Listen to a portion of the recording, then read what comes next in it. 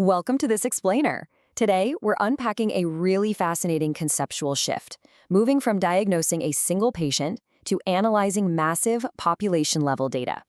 We're drawing straight from the Clinical Cognition from First Principles course, which is part of the Vibrown Socratic Learning Framework. This course is built as a dual-track experience for both clinicians and tech folks. And today, we're going to focus heavily on Lesson 6, exploring how reasoning fundamentally changes when we scale things up.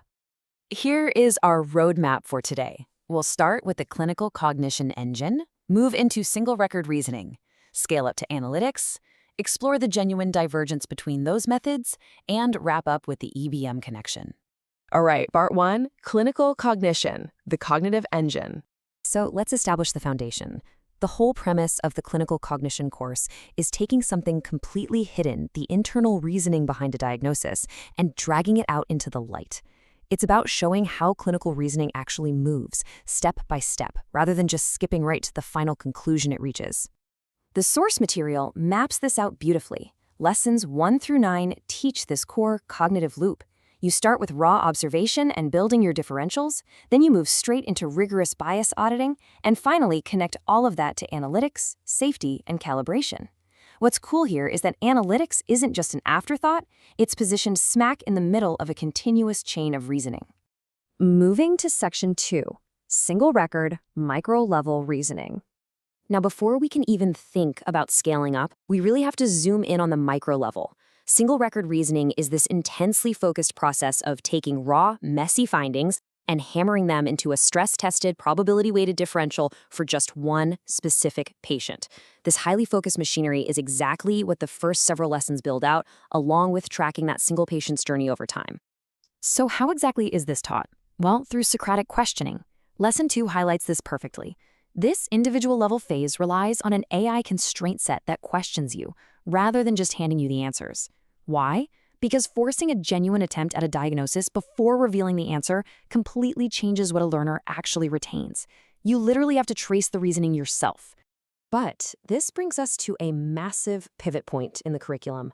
Once you've mastered the single patient, what happens to our entire reasoning framework when we zoom out?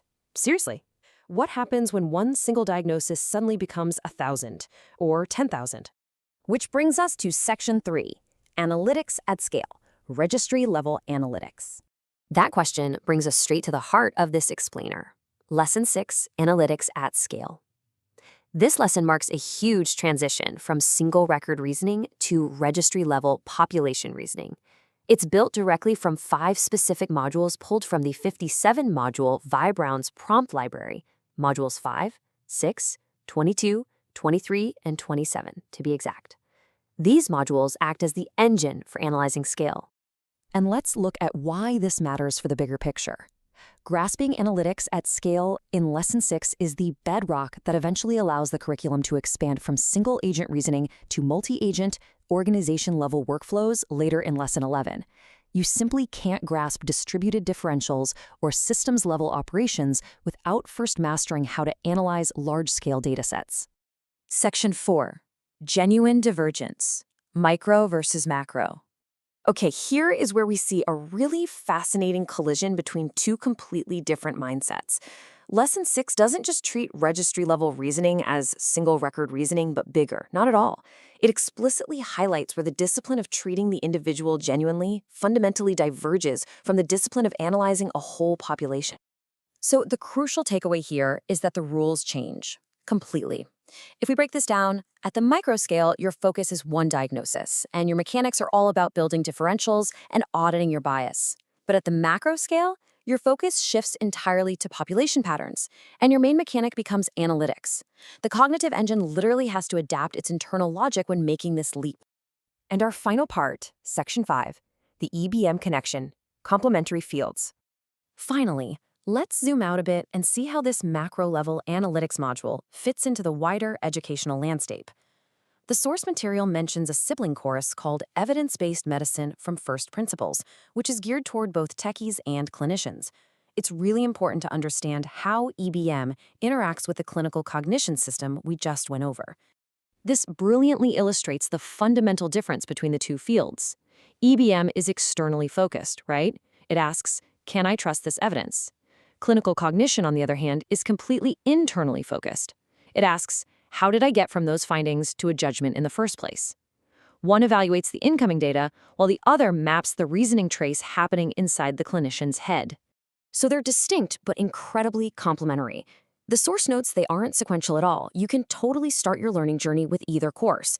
And wherever topics naturally overlap, like when talking about analytics at scale, evidence, and calibration, the lessons link directly between the two courses. It creates this really seamless web of understanding. As we wrap up this explainer, I want to leave you with a thought provoked by this exact tension between the micro and the macro. If our analytics eventually scale up to perfectly process 1 million records at once, how do we make sure our massive healthcare systems don't lose that beautifully nuanced, highly specific reasoning trace with a single patient? It's a tricky balance we have to master, and it's exactly why mapping clinical cognition from first principles is so absolutely vital. Thanks so much for joining me to unpack this source material today. Keep questioning and keep learning.